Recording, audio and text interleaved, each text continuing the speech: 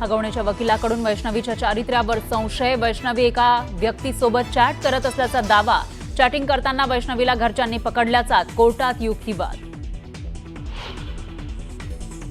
हगवणेच्या वकिलांचे वैष्णवीवरील आरोप कसपटे कुटुंबाने फेटाळले। चॅटिंगची कोणतीही घटना झाली नाही, वैष्णवीच्या काकांची माहिती। पत्नीला 2-4 कानाखाली मारणं म्हणजे छळ होत नाही, हगवणेच्या वकिलाचा कोर्टात अजब युक्तिवाद। हगवणे कुटुंबाला कोर्टाचा धक्का। वैष्णवीचा सासरा राजेंद्र आणि दीर सुशील हगवणेला 31 मे पर्यंत पोलीस कोठडी, तर पती नणंद आणि सासूच्या पोलीस कोठडीत 1 दिवसाची वाढ। वैष्णवी मृत्यू प्रकरणामध्ये निलेश चव्हाणवर अन्याय झाल्याचं म्हणत हगवणेच्या वकिलांकडून निलेशला पाठीशी घालण्याचा प्रयत्न। केवळ मैत्रीखातर वाईट परिस्थितीमध्ये बाळाचा सांभाळ केल्याचा दावा।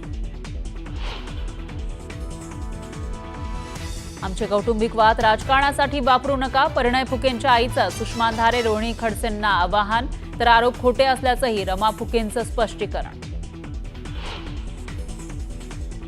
संभाजीनगर पाणी पुरवठा योजनेवरून मुख्यमंत्री फडणवीसांनी अधिकाऱ्यांना झापलं। कंत्राटदार काम करत नसतील तर ब्लॅकलिस्ट करण्याच्या सूचना। ऑक्टोबर 2025 ची दिली डेडलाईन।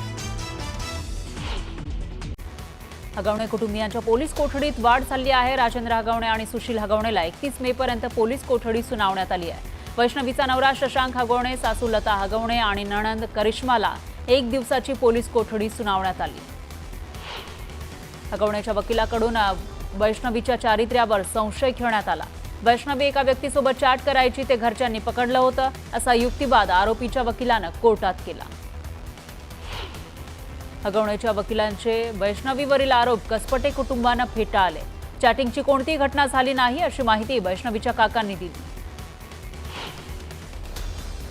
पत्नीला 2-4 कानाखाली मारणं म्हणजे छळ होत नाही, असा अजब युक्तिवाद हगवणेच्या वकिलांनी कोर्टात केला। वैष्णवी मृत्यू प्रकरणामध्ये निलेश चव्हाणवर अन्याय झाल्याचं म्हणत हगवणेच्या वकिलांनी निलेशला पाठीशी घालण्याचा प्रयत्न केला। केवळ मैत्रीखातर वाईट परिस्थितीमध्ये बाळाचा सांभाळ केल्याचा दावा हगवणेच्या वकिलांनी केला। भर पावसात राजेंद्र हगवणे यांच्या विरोधात न्यायालयाच्या बाहेर महिलांकडून घोषणाबाजी करण्यात आली। बहुजन भीम सेनेच्या महिलांनी राजेंद्र हगवणेला फाशीची शिक्षा झाली पाहिजे, अशा घोषणा देत भर पावसात आंदोलन केलं। महिला आयोगाच्या अध्यक्षा रुपालीताई चाकणकर यांना सुरक्षेची गरज नाही, त्यांची सुरक्षा काढून घ्या, अशी मागणी स्वराज्य पक्षाचे सरचिटणीस धनंजय जाधव यांनी केली। वैष्णवी हगवणे प्रकरणातील आरोपींवर कठोर कारवाई व्हावी आणि या प्रकरणाकडे दुर्लक्ष करणाऱ्या महिला आयोगाच्या अध्यक्षा रुपाली चाकणकर यांनी राजीनामा द्यावा, अशी मागणी भीम आर्मी संघटनेनं केली। IIT मुंबईच्या पवई परिसरात मगर मुक्त संचार करताना आढळून आली। दरम्यान मंगळवारी रात्री 6 फूट लांबीची मगर इथल्या रहिवाशांना वावरताना दिसली, तर या घटनेमुळे परिसरातील नागरिकांमध्ये भीतीचं वातावरण आहे। जालना शहरात तब्बल 983 धोकादायक आणि मोडकळीस आलेल्या इमारतीच्या मालकांना महापालिकेनं नोटीस बजावली आहे। 2 वर्षांपासून वारंवार सांगून सुद्धा धोकादायक इमारती खाली होत नसल्यानं पालिकेच्या वतीनं कारवाईचा इशारा देण्यात आला। पुण्यात प्रवाशांच्या सुरक्षिततेच्या मुद्द्यावरून शिवसेना युबीटीनं आंदोलन केलं। मध्य रेल्वेच्या सुरक्षिततेसाठी 100 कोटी देऊन सुद्धा अजूनपर्यंत पुणे रेल्वे स्टेशनवर सीसीटीव्ही कॅमेरे नाहीत, असा आरोप करण्यात आला। पाथर्डी फाटा परिसरात मल्टीलेव्हल मार्केटिंग कंपनीच्या शाखेवर कृषी विभागानं छापा टाकला। या शाखेतून पोलिसांनी परवानगी नसलेल्या कंपनीमधील 3000 ग्रॅम खत जप्त केलं। या प्रकरणी उत्पादकासह विक्रेत्यांवर गुन्हा दाखल करण्यात आलाय। हिऱ्याची अंगठी चोरणाऱ्या कामवालीला पश्चिम बंगालमधून अटक करण्यात आली आहे। मरिया सुका ही महिला नागपूरच्या विनायक नगर इथल्या नुपूर अग्रवाल यांच्या घरी काम करायची। दरम्यान 18 मे रोजी मरियानं 2 हिऱ्याच्या अंगठ्या चोरल्या होत्या। धुळे सोलापूर राष्ट्रीय महामार्गावर बीडच्या गढी इथं 6 जणांच्या मृत्यूचं कारण ठरलेल्या टेम्पोचा अहवाल आरटीओ विभागानं सादर केला।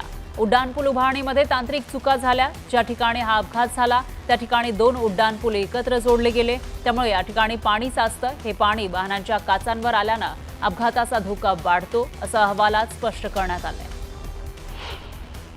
छत्रपती संभाजीनगर शहरात एका भरधाव कारनं दुचाकीला जोरदार धडक दिली।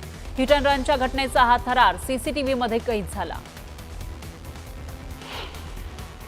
छत्रपती संभाजीनगरमधील अमोल कोतकर एन्काउंटर प्रकरणाचा सीआयडीकडून तपास सुरू आहे. दरम्यान सीआयडी अधिकाऱ्यांकडून एन्काउंटर घटनास्थळाची पाहणी करण्यात आली.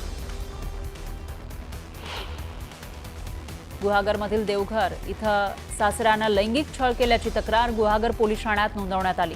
सासू आणि नणंद यांच्या विरोधातही पीडित महिलेनं तक्रार नोंदवली आहे. या विरोधात राष्ट्रवादी काँग्रेस पक्ष आक्रमक झालाय. जळगावमधील घटनेनंतर सामाजिक कार्यकर्त्या प्रतिभा शिंदे आक्रमक झाल्या. खैरापाड्यावर आढावा घेण्यासाठी आलेल्या जिल्हाधिकाऱ्यांना प्रतिभा शिंदे यांनी खडे बोल सुनावले. तर चौकशी समिती नेमणार असल्याचं आश्वासन यावेळी जिल्हाधिकाऱ्यांनी दिलं. छत्रपती संभाजीनगरमधील पाणी पुरवठा योजनेवरून मुख्यमंत्री फडणवीस यांनी अधिकाऱ्यांना चांगलंच धारेवर धरलं. कंत्राटदार काम करत नसतील तर त्यांना ब्लॅकलिस्ट करा अशा सूचना मुख्यमंत्री फडणवीसांनी दिल्या. तर अधिकाऱ्यांचा टास्क फोर्स तयार करा, कोणतीही हयगय चालणार नाही अशा सूचनाही मुख्यमंत्र्यांनी दिल्या. महाविकास आघाडीतील नाशिकचे शिवसेना युबीटीचे नेते बाळा दराडे यांनी माफीवीर या शब्दावरून राहुल गांधींना काळे भासण्याचा इशारा दिलाय.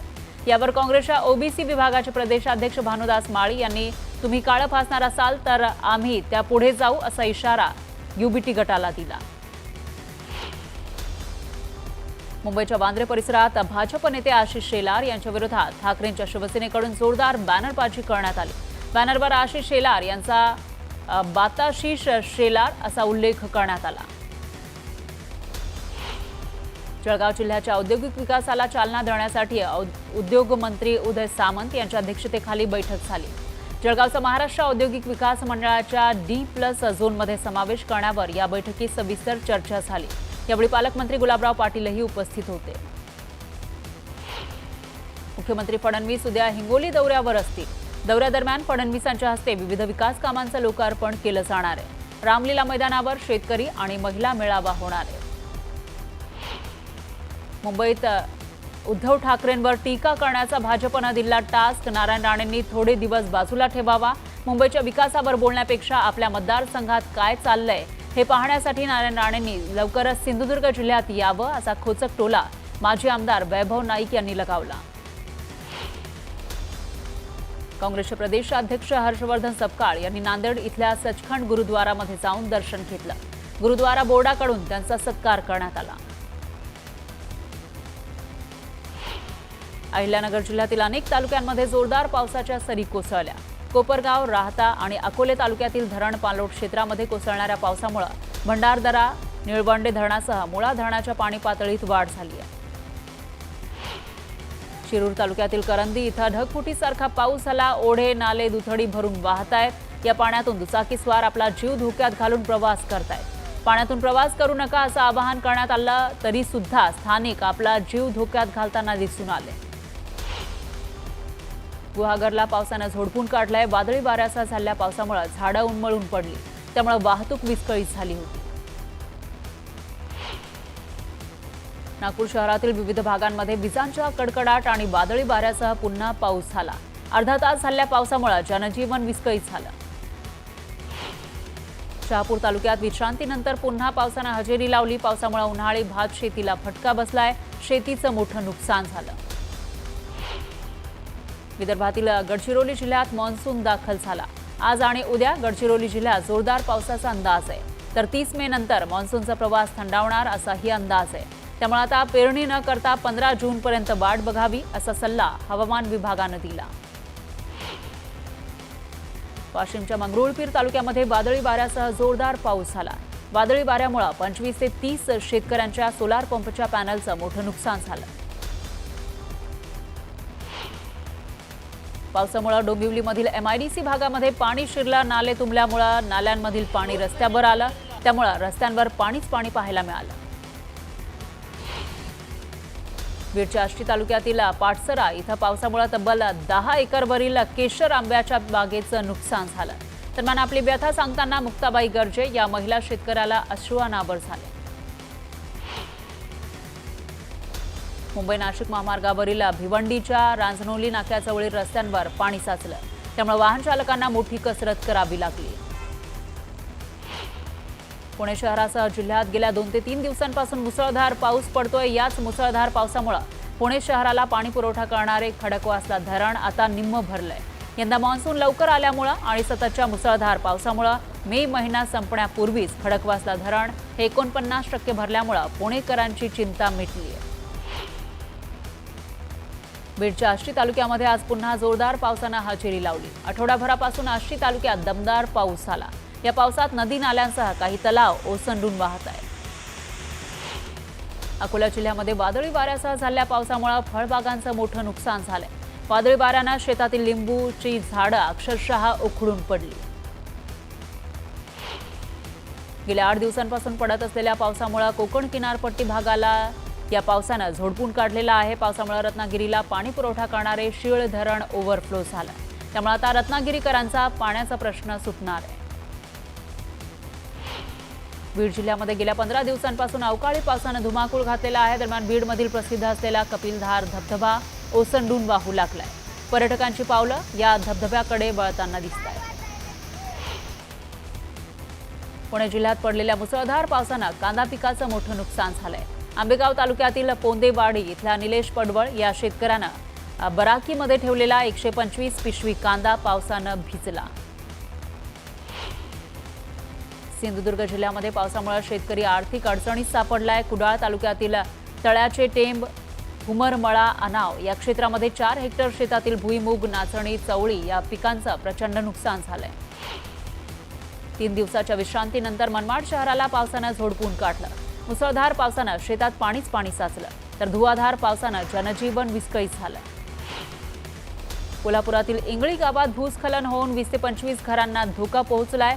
कोणत्याही क्षणी ही घरं जमीनदोस्त होतील अशी स्थिती निर्माण झाली आहे। जमिनीला मोठ्या भेगा पडल्यात। नागरिक भीतीच्या छायेखाली आहेत।